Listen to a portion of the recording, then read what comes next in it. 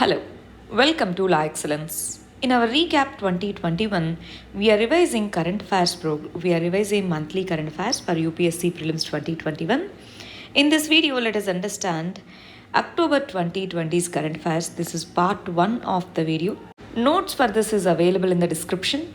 If you want to write test series based on the monthly current affairs revision, you can do so by clicking on the link mentioned in the description.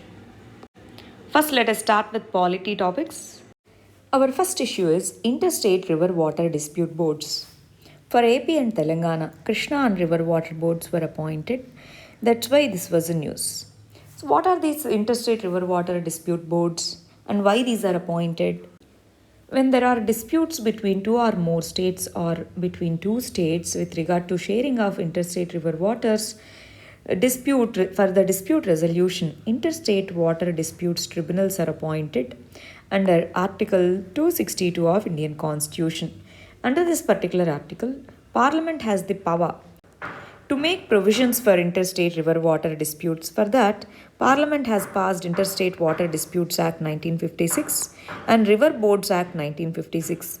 Under these two, President of India appoints Interstate Water Disputes Tribunal. As of now, we have 9 tribunals. 4 tribunal judgments or verdicts are pending: Ravi Bias Water Tribunal, Vamshadhara, Mahadayi, and Mahanadi. In these tribunals, their verdicts are pending. All other tribunals' verdicts are given, but some of them are controversial. Let's say Kaveri Water Disputes Tribunal. In spite of a tribunal's judgment, states did not agree. They went to Supreme Court. Supreme Court has resolved. Again, there is a conflict. Last month's issue, we have discussed about Mekadatu project. So that's regarding Kaveri water only.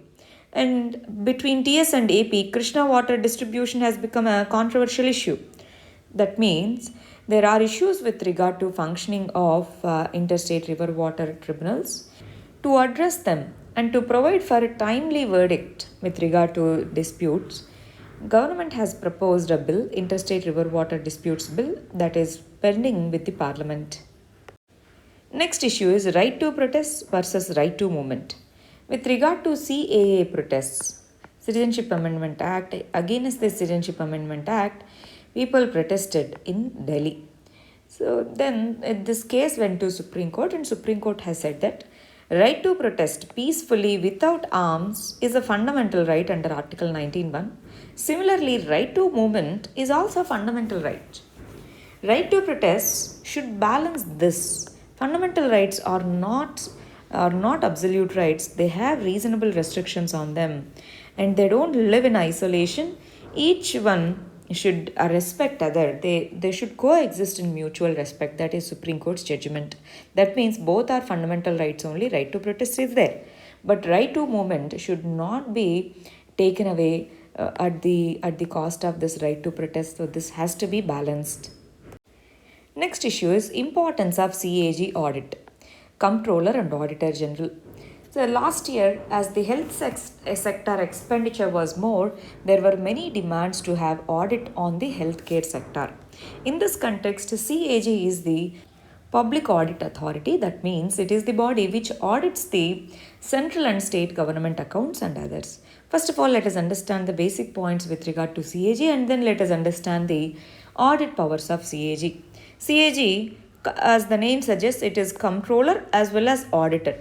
This institution is modeled similar to UK's CAG, but with regard to India, we don't have the powers of Comptroller. Comptroller means the authority should give permission to withdraw or to deposit the money with the consolidated fund.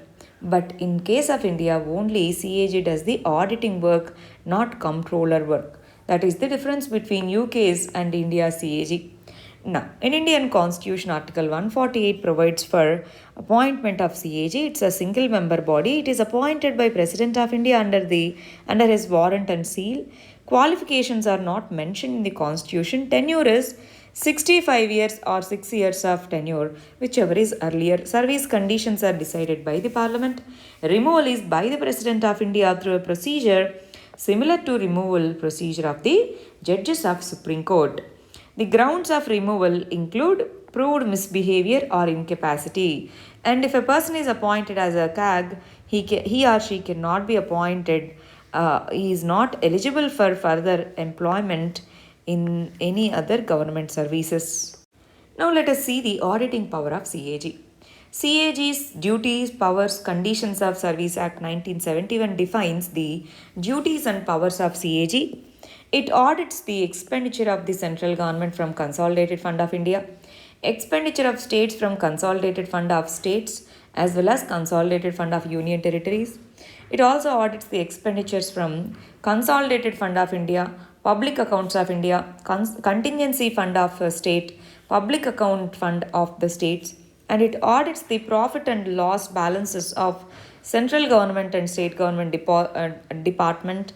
It audits the receipts and expenditure from the various central and state agencies, government companies, corporations incorporated under the government through various laws, audits accounts, any accounts referred by the president or governor, and it acts as a guide, friend, philosopher to PAC, Public Accounts Committee. In 2020 September month video, we have discussed about PAC and other important parliamentary committees. Please go through it once. Now these are the powers of CAG. CAG acts as the guardian of the public purse. That is why this institution is important. Last year, when we were spending more on the healthcare, especially as the health expenditure was more, there were requests and demands for CAG's audit with regard to expenditure of various state governments and the central government on health. Next issue is executive versus judiciary and the AP related controversy. In the state of AP, there was a controversy between executive and judiciary, and executive said that judiciary is deliberately stalling the executive decisions. That's why APCM has written a letter to Chief Justice of India alleging that some of the High Court judges are acting hostile to his government. In this context, here we have to understand a fundamental principle known as doctrine of separation of powers. That means judiciary, executive, legislature, they all have their own functions given under constitution, and each should limit themselves in their own jurisdiction. This is known as doctrine of separation of power. Now this intervention, excessive intervention by the courts in the functioning of the government, that is executive, is violation of doctrine of separation of power. Under Article 121, 211, 122, 212, Article 105 and 194, legislators are protected and executive is protected from judiciary and other organs. That means each one is given its own sphere of functioning. But then what the courts say, Constitution has also mandated the judiciary to be more proactive. There is a provision called judicial review. It can use the power of judicial review. Sometimes it can turn into judicial activism.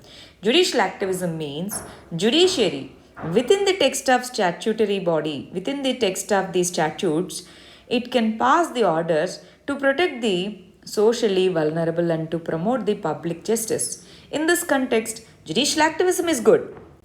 But crossing the line and interfering into the functioning of executive, it can lead to judicial overreach. This judicial overreach leads to conflicts, not cooperation. So, with regard to this, doctrine of separation of power needs to be adhered to. Judicial activism is good, but judicial overreach should be avoided. Next issue is Gupkar Declaration and Jammu and Kashmir's bifurcation. Gupkar Declaration, People's Alliance for Gupkar's Declaration, is also known as Gupkar Declaration. It is a political alliance between multiple mainstream regional parties of Jammu and Kashmir. They demand for restoration of special status under Article 370 along with Article 35A. In the year 2019, Jammu and Kashmir was bifurcated and the special powers under Article 370 was removed, and 335A is automatically now is not there, revoked. In this context, Gupkar Alliance, first declaration and second declaration, both have demanded for one, restoration of Article 370, Article 35A, along with the restoration of statehood to the Jammu and Kashmir. In 2019, Jammu and Kashmir state, and using Article 3, bifurcation of states or unification of states, etc., can be done under Article 3. You have to know the procedure under Article 3. Now, state of Jammu and Kashmir was divided into Jammu and Kashmir Union Territory and Ladakh Union Territory. Jammu and Kashmir Union Territory has assembly. Ladakh Union Territory, no legislative assembly. And these are the provisions that are revoked under Article 370. No dual citizenship as like earlier one. Central laws will apply now directly to all central laws will apply to the Union Territories. No separate laws for Jammu and Kashmir. Indian citizens from other states can also buy land and property in Jammu and Kashmir. No two flags. Election once in 5 years. Center can declare financial emergency, and earlier only national emergency and president's rule. Now it can declare financial emergency also. Police will be maintained by the central government under Ministry of Home Affairs. Article 35A deals with the permanent resident status to the Jammu and Kashmir citizens.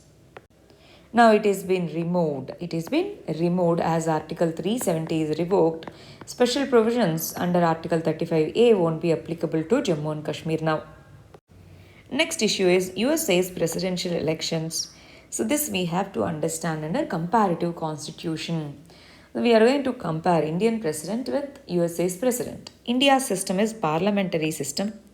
USA follows presidential system. That means directly elected leaders in parliament, they have major role, and executive in the form of cabinet headed by the prime minister plays an important role. But with regard to presidential system, president is directly elected and president will hold most of the powers. Now, President of India is elected using an electoral college consisting of members of Lok Sabha, Rajya Sabha, members of state legislative assemblies, legislatures of NCD, Delhi, Puducherry, now Jammu and Kashmir legislative assembly also. Now, a secret ballot system is used in 2017 for MPs.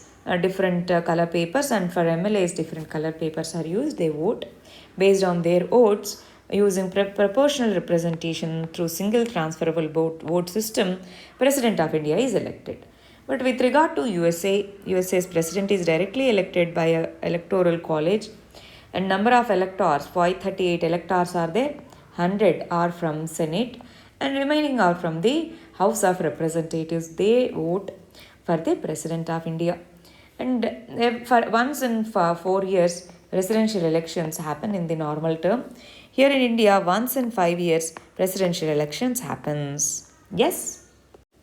Next, let us understand the geography related issues. First one is Mulla Periyar Dam. Mulla means big. Mulla Periyar Dam. It is built across the river called Periyar River. This is located in Kerala, but it is administered and managed by Tamil Nadu. Why? During the Britishers' time, Madras Presidency, and this one was called Travancore Kingdom. This is Madras Presidency. Madras Presidency and Travancore Kingdom under Britishers, they have signed a 9-year lease agreement with the Britishers, and the operational rights are now lies with the Tamil Nadu. Why this water is useful? Here we have Western Ghats. This region of Tamil Nadu is rain shadow region because of this obstruction. So this region is dry and arid region. That's why from here water is supplied through Periyar Power Station to the Vaigai Dam in the Theni district. So this water is used. Now what is the controversy why this is in news? Because it is an old dam, Mulla Periyar Dam. There is a safety review committee that was appointed. That committee has said that safety wise there are no issues with regard to Mulla Periyar Dam. In this context, Kerala said this committee has said it is safer, but this is an old dam. If the height of the dam is increased further, that might lead to dam bursts that will submerge the low-lying areas. See, if dam burst happens or any other accident happens, this water from this region, it submerges Idukki district of Kerala, not this one. Not this one. Periyar is a west-flowing river. Understand this. Periyar river is west-flowing river. It flows like this. So this inundates this particular part. Kerala opposes the increase in the height of the dam, but Tamil Nadu says we need increase in the height of the dam so that more water can be diverted. That is the issue now. So Periyar Dam, west-flowing river, And this water from Mullaperiyar Dam is used using east flowing canals. And on Periyar River, there's one more dam known as Idukki Dam. That's the biggest dam in Kerala. Periyar is the biggest river in Kerala. Next issue is Nagorno-Karabakh region. Nagorno-Karabakh region is a conflicting region between Armenia and Azerbaijan. This region consists of ethnic Armenians, but it is located within Azerbaijan region. It is an enclave in Azerbaijan region. Azerbaijan, international community recognizes it as part of Azerbaijan, but majority of the members are Armenians. So they want either to be part of Armenia or to remain independent as a country. For both of them, Azerbaijan did not agree. There are controversies and conflicts many a times in the past. In 1990s, 1994 also, Russia has mediated. Now recently, conflict has erupted in this particular region.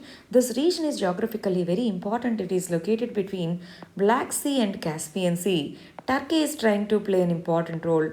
Russia is holding a greater control in this particular region. So Armenia, Azerbaijan, these both countries, they have border with Iran, and Armenia, Azerbaijan also have border with Turkey, and they have border with Russia. So Russia, earlier, these two countries were part of USSR. So now Russia, one of the major countries of USSR, now it is going for peace agreement between the two countries. Later part of 2020, we have seen war between Armenia and Azerbaijan for this particular region. Nagorno-Karabakh is a conflicting enclave region between Armenia and Azerbaijan. Next issue is Hodeidah. Hodeidah is a port city in Yemen. It is located on the coast of Red Sea. Hodeidah is the place. So this one, Red Sea and this Gulf of Aden, these two are connected by a water channel known as Bab el Mandeb. Bab el Mandeb is the water channel that is located between Red Sea and Gulf of Aden. Hodeidah, Bab el Mandeb is important. Bab el Mandeb. Now, Hodeidah is a port city, and the city is used for humanitarian assistance. There are rebels known as Houthi rebels in Yemen. They are fighting against the government, and Saudi Arabia and its allies, they are fighting against Houthis because these are supported by Iran. So that's why these countries, they are fighting against the Houthi rebels. In this context, there's a huge scale humanitarian crisis in the country of Yemen. To assist the humanitarian aid, etc., this is the notified port, Hodeidah. Hodeidah is a place adjacent to Red Sea. Red Sea and Gulf of Aden are connected by Bab el Mandeb. Operation Rahat is the rescue operation that India has conducted when Saudi and its coalitions have attacked Yemen. We wanted to protect our citizens, so we brought back our Indian citizens from Yemen. The name of that operation is known as Operation Rahat. Next issue is South China Sea. Philippines in October 2020 has said that it is not going to leave its sovereign rights to China. It is going to control its territories. That is the statement given by Philippines. That's why it was in news. South China Sea. This is bordered by China, Taiwan, Vietnam, Malaysia, Brunei, Philippines. And there are certain parcels of islands which are controversial, which are claimed by many countries, which are known as Paracel Islands, Spratly Islands, Wheatstone Reef, Scarborough Shoal. These are claimed by many countries. There are overlapping claims. There is an organization, international convention known as UNCLOS, United Nations Convention on Law of Seas. Under that, Permanent Court of Arbitration of UNCLOS has said that China cannot claim exclusive right. What China did is, it says it demarcated this region with a 9-dash line. It said that within this 9-dash line, the entire territory is ours. That is the controversy. But Paracel Islands, Scarborough Shoal, Spratly Islands, these are claimed by other countries too. That's why this UNCLOS, under UNCLOS, a Permanent Court of Arbitration has clearly stated that China cannot have exclusive sovereign rights over this particular region, as other countries also have the right. China says no, that in this region we have exclusive economic right, that is our EEZ. That is why there is a controversy over here. And Taiwan and China, in between, there is a strait called Taiwan Strait, which we discussed in last month's current affairs, which is also known as Formosa Strait. Next issue is Kalapani area. Kalapani area is a disputed territory between India and Nepal. There are two disputed territories between India and Nepal. One is Kalapani, two is Susta. This was a news last year because Nepal's government has introduced a bill, constitutional amendment bill, changing the map of Nepal, including this Kalapani area, and its parliament has approved it. That's why it was in news. Now, where is this Kalapani region? This is the Kalapani region, which is near to Lipu Lake Pass, which is one of the border posts between India and China. This is important. Through this particular pass, we reach to Manas Sarovar Lake. Manas Sarovar Yatra is done through this particular road. India has upgraded its road network in this particular region. That's why Nepal has protested and it has done these changes. Now, why this controversy is there? There is a river called Kali River in between India and Nepal. Under Sugali Treaty, there is a Treaty of Sugali signed between Kingdom of Nepal and British India, after Anglo-Nepalese War. Under this particular treaty, it is said that Kali River forms the boundary between Nepal and India. Kali River, main river, flows like this. So we say that this is the boundary. But Nepal says that from Limpudaria, there is a tributary of Kali River that flows this way. That's why this region, this should be considered as the border. This side is India's, this side is Nepal's. So the Kalapani comes to us. That's the Nepal's stand. So this differential interpretation of where the border starts is the controversy now. Similarly, Susta dispute is because of the change in the course of Gandak River. Kalapani conflict because of the Kali River and its boundary. We have river boundaries between the countries. That is the issue here now. Now, in this context, why Kalapani is important then? It is located at 20,000 feet and it serves as the observation point for this particular for India to have an eye on China in the Tibet region. That's why this particular region is important. We are not leaving this out. For Nepal, this Lipu Lake Pass is important. That is why it is also claiming that it has this sovereignty in that particular region. That has led to controversy. Next issue is Jojila Tunnel. This is the Jojila is a mountain pass located in Kargil district of Ladakh. This mountain pass links the Leh and Srinagar and it provides connectivity near this particular region. This provides connectivity between Leh and Srinagar. This particular pass, it remains closed during the winters because of the heavy rainfall that cuts the connectivity between Srinagar and Ladakh, that is Jammu and Kashmir and Ladakh. Now, for that, in 2018, Jojila Tunnel project was launched. It is considered one of the longest bidirectional tunnels in Asia. Its proposed length is 14 kilometers. It would be open in all days, all weather. And this particular one connects NH1, situated at 11,000 feet height. Approximate cost is 7,000 crores. And it will reduce the time to cross the Jojila Pass from 3 hours to 30 minutes. It's huge, right? And in the next 5 years, this project is going to be completed. Jojila Tunnel. Atal Tunnel is located in Himachal Pradesh near Rohtang Pass. This one, Jojila, is located between Jammu and Kashmir and Ladakh. Next, let us understand history and art and culture related current issues. First one is India's traditional toy art. Toy art, it dates back to 5,000 years. In the excavations of Harappa and Mohenjo-daro, we have found small carts and dancing women dolls.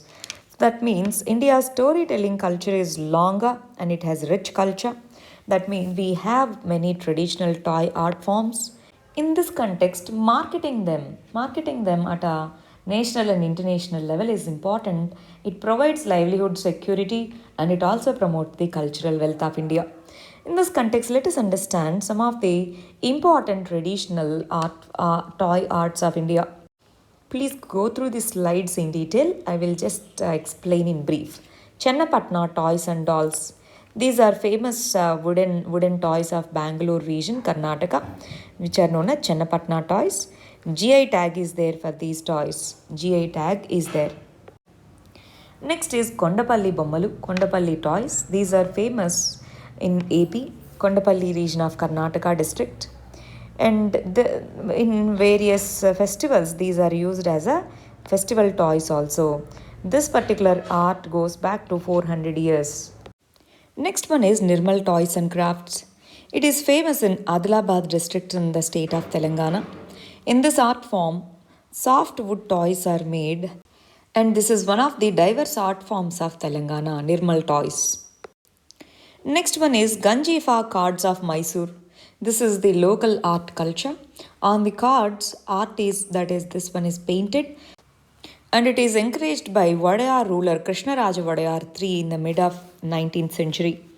And he devised a series of complex games using these Ganjifa cards. This art form belongs to Karnataka. Next one is leather toys of Indore. This is the art form. It creates the lifelike animals using the leather. Miniature toys made up of leather are made. These are famous leather toys of Indore. Next one is Tanjavur doll. Tanjavur doll is made up of terracotta material. So the center of the gravity and the weight of the doll is concentrated at the bottom. That's why this head is oscillated on both the sides, and it is recognized with the GI tag. Next one is Villianur Terracotta Works. This is famous toy work of Puducherry, Union Territory of Puducherry. Villianur terracotta is famous in the form of decorative art, decorative toys. Next one is Kinhal toys. Kinhal toys, especially fruit kinhals, are very famous. So they look like normal fruits. Kinhal toys. Kinhal toys is famous toy form of North Karnataka, and it is granted with GI tag. Next one is Etikoppaka toys. And these toys are made up of soft wood and no heavy metals, no toxic content. All materials used are natural. Next one is Gurin clay dolls. Very important. Gurin clay dolls belongs to West Bengal. These dolls, they resemble the day-to-day life events, and it is not granted with GI yet. And West Bengal is requesting for GI tag for these toys, Gurin clay dolls. Next one is Kathputlis of Rajasthan. Kathputlis are the puppet dolls. Puppetry, it is used for puppetry, which these are also known as Kathputliwalas. Puppeteers and Kathputliwalas, they use these dolls to tell a story. Next one is leather puppetry of AP. Very important. Puppetry is of many forms. We are just going through the examples of various types of dolls. Now, leather puppetry, it is famous. It is called as Tolu Bommalata in AP. These are various important traditional toy forms of India. You can go through them in detail in the PDF. Next issue is Bund Singh Bahadur. His name was mentioned last year, and Prime Minister has paid tributes to this particular warrior. He is a famous Sikh warrior and a commander of Khalsa army, and he established a monastery at Nanded at the bank of river Godavari and became the disciple of Guru Gobind Singh. He came to Khanda in Sonipat, assembled the people, and fought against the Mughal Empire. Mughals, they captured him, tortured, and he died in the year 1715, 1716. Next issue is Rashtriya Ekta Divas. October 31st is commemorated as National Unity Day, which is also known as Rashtriya Ekta Divas. This is to commemorate the birth anniversary of Sardar Vallabhbhai Patel. This day is also known as Rashtriya Ekta Divas. It was celebrated for the first time in 2014. In the year 2018, Statue of Unity in Gujarat, in the Narmada River, in a place called Kevadia, the statue was unveiled. The statue belongs to Sardar Vallabhbhai Patel. It is the tallest statue in the world, Statue of Unity. And let's understand few points regarding contribution of Sardar Patel. He was the first Home Minister and first Deputy Prime Minister of India. He played an important role in the integration of princely states. Before declaration of independence itself, he has convinced several princely states to align with Indian Union. and he worked as a social leader. He played an important role. He is the front runner in Bardoli Satyagraha. During that Satyagraha, he got this name called Sardar. Sardar means leader.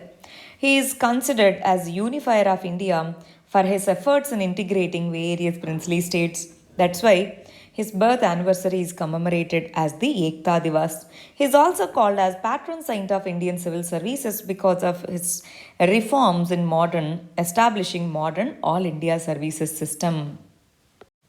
Next, let us understand the economy related issues. First issue is borrowing options to the states.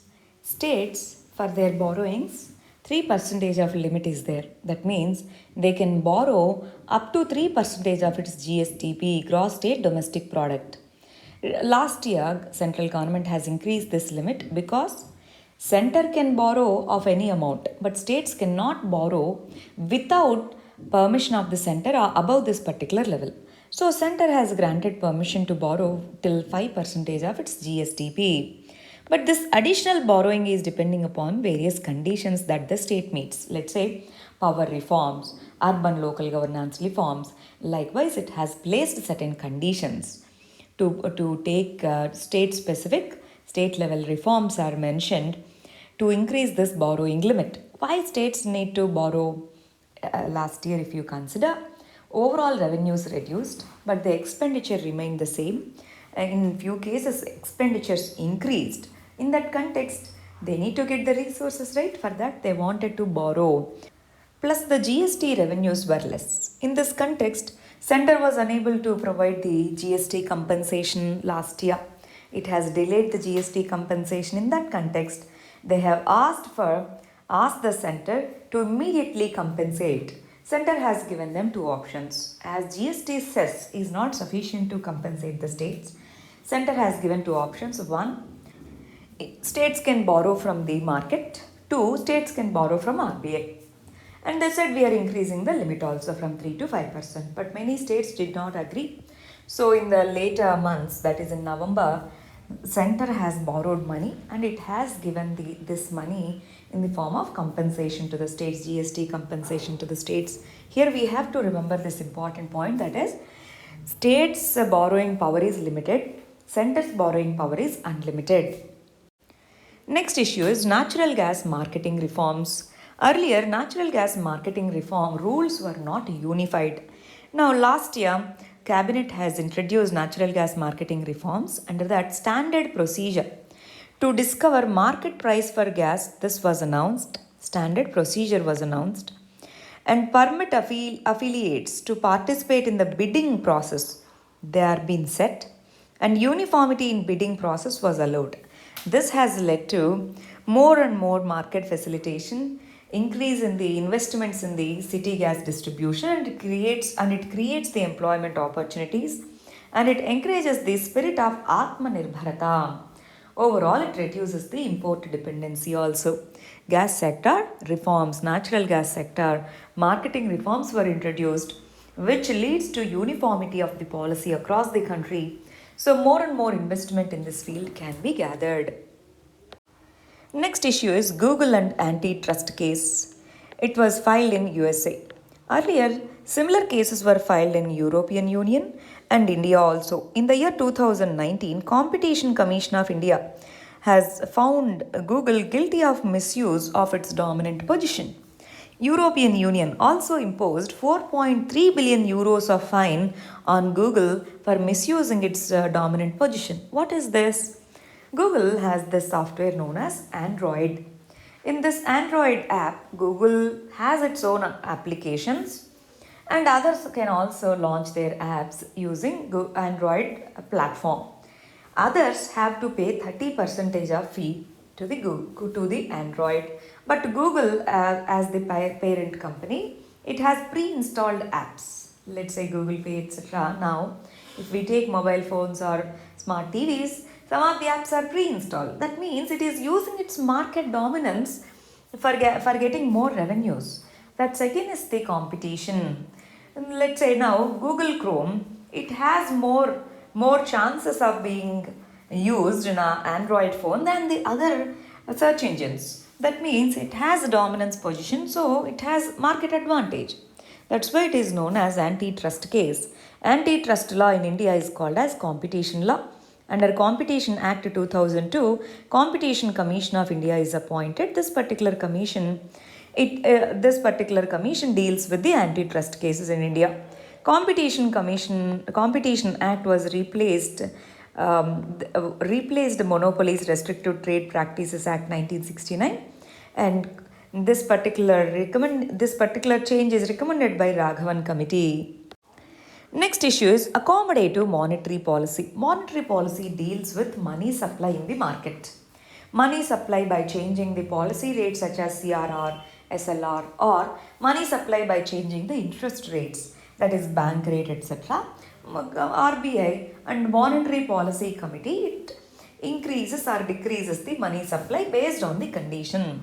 Accommodative monetary policy, which is also known as easy monetary policy or loose monetary policy, it allows for more money reserves. That means money demand will be increased. Under accommodative monetary policy, interest rates would be kept at low.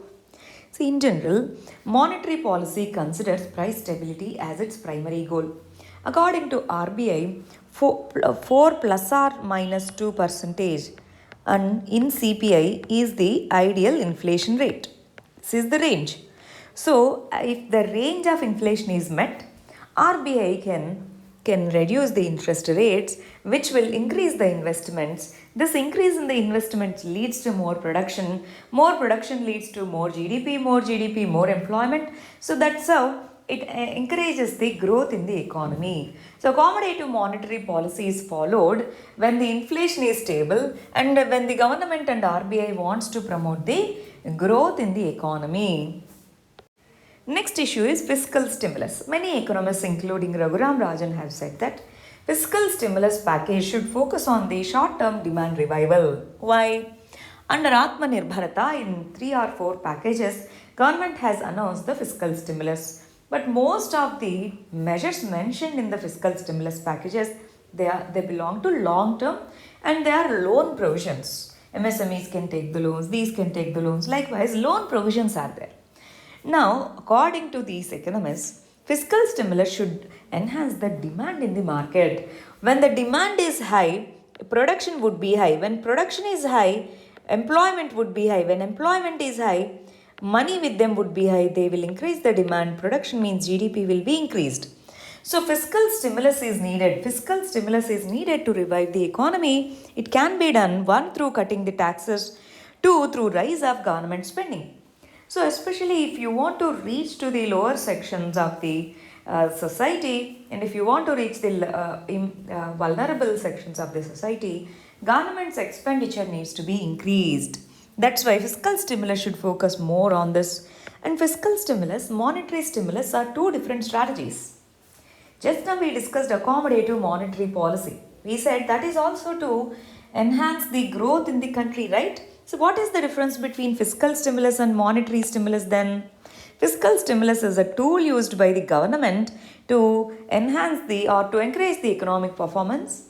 Monetary stimulus is the tool used by the central banks such as RBI to increase the money supply in the economy.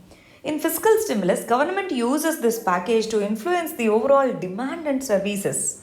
Demands and services, 1, by cutting down the taxes, 2, by increasing the revenue expenditure. In this case, in monetary stimulus, central bank targets the interest rates, either increases or decreases the interest rates through which it provides the stimulus.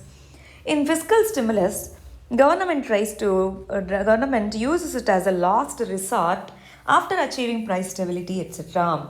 With regard to monetary stimulus, if it wants to put in more money with the hands of the people, it uses monetary stimulus policy. Next issue is performance linked incentive scheme, which is also known as production linked incentive scheme, PLI. PLI scheme earlier was there only for 3 sectors. As of now, it is there for 13 sectors. PLI sector for large scale electronic manufacturing. This was announced last year, October 2020. According to that, this particular announcement is based on National Policy on Electronics 2020. This national policy proposes for financial incentive to boost the domestic manufacturing, to attract large scale investments in the electronics value chain. According to this, based on this base year, that is 2019-20, if the production increases, the manufacturer will be given certain incentives, 4 to 6% of incremental sales over the base year. For that, incentive will be provided. Mobile phones and specified electronic components will be covered, and there are no upper thresholds for getting incentives under production linked incentive for large scale electronics manufacturing. Next one is debt to GDP ratio. According to IMF, India's public debt to GDP ratio is projected to go as high as 90%. Since 1991, our public debt ratio to GDP is around 70% of GDP. Now, this is going to increase to 90% because of less revenues and more expenditure. Debt to GDP ratio means overall public debt of the government, central and state, will be compared with the GDP. This means our ability to pay back the debts is calculated using this ratio. If the debt to GDP ratio is less, it is considered good. If the debt to GDP ratio is huge, it is considered negative. Next issue is V-shaped economic recovery. Government at the time, October 2020, said that economy is going to rebound. We are going to have V-shaped economic recovery. Now at this point, we all know that this didn't happen. But what is this V-shaped recovery? What are these V-shaped, U-shaped recovery, L-shaped recovery? What are all these? These are the economic recovery modes. V-shaped means sudden fall in the GDP and then sudden rise in the GDP. That is, sudden increase in the growth happens with the sudden fall. Rapid fall and rapid growth. That is known as V-shaped economic growth. As of now, we are facing K-shaped economic growth. That means a sudden fall is there. Some are recovering, some are not. This kind of economic recovery is known as K-shaped economic recovery. Anyway, V-shaped means in an economy suffers sharp decline, but then it sees sharp rise in the status of the GDP. That kind of economic recovery is known as V-shaped economic recovery. Next issue is revision of CPI industrial workers base year to 2016. To calculate inflation, we have two major indices. One is CPI, second one is WPI. As of now, CPI is considered as the headline inflation. So official numbers are published for both CPI and WPI, but CPI is taken for policy considerations. CPI has many subcomponents: CPI rural, CPI urban, CPI industrial worker, CPI agricultural labor, like that. For CPI industrial worker, the base year was 2001. Now it is shifted to 2016 to reflect the changing consumption patterns. Ministry of Labor and Employment, it releases the statistics. It has updated this, and it also said that it is going to update this CPI agricultural workers in 2021. As of now, it has not done. It will do. And weightage to the food and beverages, this was reduced, and weightage to health, education, recreation, etc., these are increased in CPI industrial workers. Before this latest revision, many times, this particular industrial worker CPI IW base year was updated. Now let's briefly understand what is WPI and CPI. WPI is the index that traces the average change in the price level at the wholesale prices. CPI traces the average change in the price level at retail levels. It is published by Office of Economic Advisor, and CPI is published by NSO. WPI calculates only goods. CPI calculates goods as well as services. Total 697 articles are calculated under WPI. For CPI, differential number for rural and urban. Base year for WPI 2011 and 12. Base year for CPI is 2012. WPI is published on a weekly basis with regard to primary articles and fuels, and completely on a monthly basis. CPI is published on a monthly basis. Next issue is credit default swap. That means, let's say if someone gives some money through a contract. If the other person is unable to pay that, what happens? All the money that he or the company is invested is gone. That's why, let's say this is the seller or this is the seller, this is the buyer. And if buyer is unable to buy, seller every quarter pays some amount as a credit default swap. And this one pays some amount, initial amount, contingency payout amount. But in case of any unexpected market event, this fails. So this person gets the money under credit default swap. So that's why this is important. This acts as a hedge against the losses. Next issue is multimodal logistics park in Assam. Multimodal means multiple modes of transport or communication. Multimodal logistics park is launched, first multimodal logistics parks in India. It's launched in Assam and it is developed under Bharatmala Pariyojana of Government of India. Bharatmala Pariyojana is an umbrella program for highway sector and it will be connected with economic corridors. It traces the freight movement. Under this multimodal logistics parks, it is directly connected with National Highway 17 to the waterway terminal on Brahmaputra and to the newly constructed Rupsi and Guwahati airports as well as to the railway route. That's why multimodal, multiple modes of transportation is connected. India will be establishing trade with Bangladesh through this particular waterway terminal using multimodal logistics park. Next, let us understand society and social issues. First one is shadow pandemic. United Nations Secretary General and UN for Women both have appealed the governments to take action to prevent the increase in the domestic violent cases, especially during COVID-19 pandemic. The cases have increased, which is also known as a shadow pandemic phenomena. So why the cases are increased?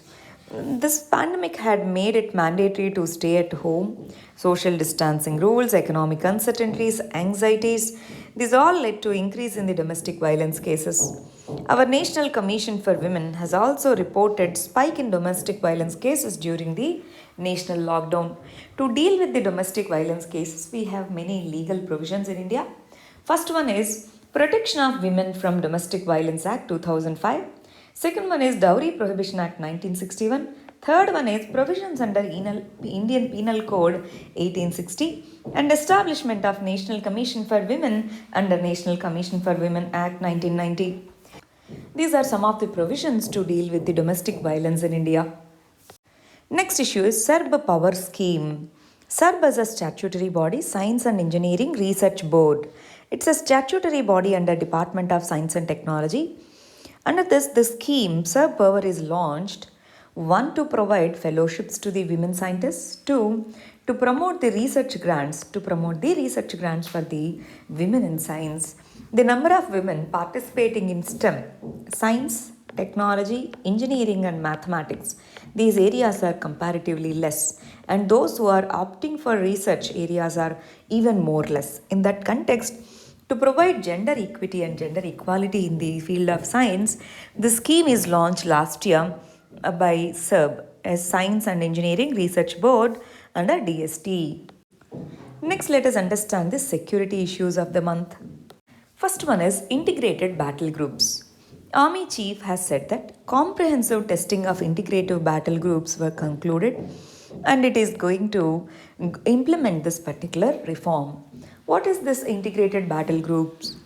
Our Kargil Review Committee has recommended for self-sufficient formations. Kargil Review Committee has recommended for self-sufficient formations which can be gathered and operated within short period of time. Integrated battle group is a brigade-sized formation comprising of infantry, tank regiments, artillery, UAVs, engineers and signals. So under army, whatever comes, so they will be taken on a small battle formation group. They will be trained together so that in case of any conflict, they will be war ready. There are two types of integrated battle groups. One is defensive integrated battle groups. They hold the ground at the vulnerable points where the enemy action is expected.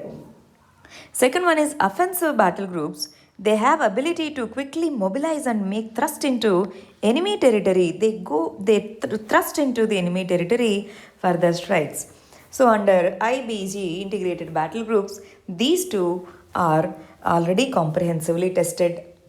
And government is trying to place the integrated battle groups along the China and Pakistan's border. Next issue is hybrid smart fencing along LOC. LOC is line of control.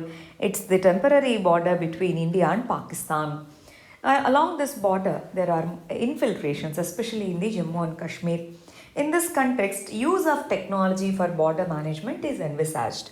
For that, hybrid smart fencing a model has been adopted per kilometer. It takes 10 lakh rupees and 60 kilometers is being attempted to have a hybrid smart fencing. Smart fencing means use of LiDAR sensors, infrared sensors, CCTV cameras.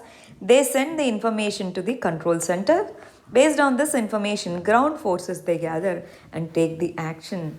So simultaneously, we are combining the technology with the people. That's why this model is known as hybrid smart fencing model. These are the issues of part 1. Remaining issues we will discuss in part 2. PDF of this video is available in the description box. And if you want to write a test series on this, you can access the test series by clicking on the link mentioned in the description. Thank you very much. All the very best.